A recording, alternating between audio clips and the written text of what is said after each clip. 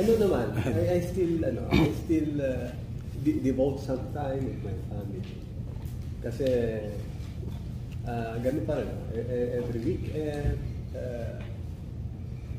meron kaming after hearing mass, kain kami sa labas. Hobby, sir? Dogs, all or dogs? Sports ba kayo? Animals. Would you believe, during the pandemic, I trained my dogs. I trained my dogs. So, makikita naman ninyo sa mga Facebook, yung sa contents ba na, yung mga aso ko, I don't give commands, yung voice o sign lang. Sit sila. Pag ginanya ko, sila. Ginanya ko, tayo sila lahat. Gusto nyo makita ito. Discipline. Pagka ganyan, sabi nila, sir, parang Marines naman sila lahat. Ganun Inaral yan, sir? Yung kung paano? Nung una nakulong ako, yung aking warden, yung custodial officer, may aso siya na Labrador Retriever. So pinagawa ko, I requested yung mami niya, si Doktora. Bilan mo nga ako ng Rottweiler.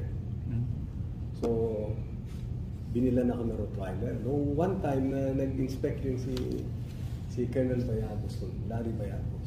Oh, Ariel, mahilig ka pala sa aso? Ah, yes sir. Mahilig ka rin ba sa dog shows? Kahit hindi. Sabi ko, yes sir. Sige, sama ka. Okay. So, unang sumama ako. Maluwag pa sila noon eh. Sama ako sa sa dog show sa Alabang. Kapag dating ko na ganyan, tinginan lang sila doon dahil mahaba buhok ko, Pagdating doon sa world, dito na sa Pasay, sumama uli ako. Siguro hindi na matiis pa ng mga dog owners, sa mga sumasali sa dog show. Sino yan? Sino yung VIP na yan? Ma'am, ito. Very important prisoner. So, yan yung mga aso ko.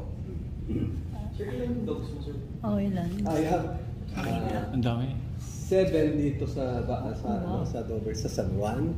I have 4 doon sa BRC. Yan, tinayon. Serious ko lang yan. Wala akong maririnig na Yan. Kung nag-a-attempt sila, doon na ako sumisigaw na mag-ano. Ayan.